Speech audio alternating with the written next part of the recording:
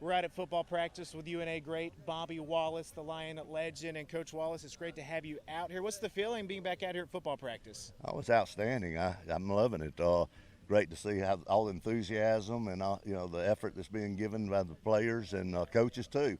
And it's just a lot of fun. You had an opportunity to speak with the team. Can you tell us a little bit about your message? Well, the thing I hope I can get across is that three things win football games. First of all, you got to have good players. Players win games. Second thing, sound coaching, and I think they've got that. And then the third thing, and what we had in the '90s was I call it intangibles, but it's player-coach relationships, players' relationships with each other, treating everybody.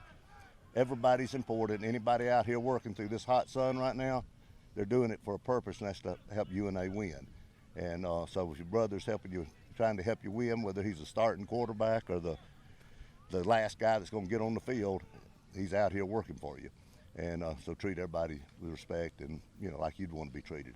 As you look at this program, the announcement of Bank Independent Stadium playing the first game of the year on ESPN, what have you made of some of the exciting news? I think it's outstanding. I think it's the on-campus stadium is going to add a lot to the university, athletic program to start with, but even the university as a whole. I would imagine the game day atmosphere when that time comes around will be unbelievable. It's always great at Brawley. I can't ever criticize Brawley Stadium. We had too many great moments there, but having the students be able to walk across the street and come to a game, that means a lot.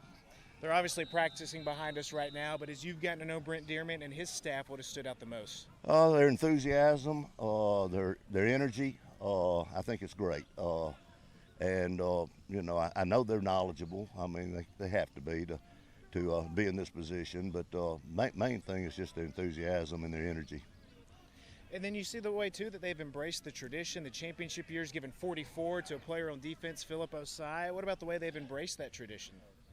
I honestly really appreciate it because I don't know if people understand how great a thing we had at that time. I mean, it changed a lot of lives and it changed a university, in my opinion, and this community. When I got here in 1988, if you went to Bradshaw or Coffee High School, all you saw was a Alabama or Auburn or Tennessee T-shirt.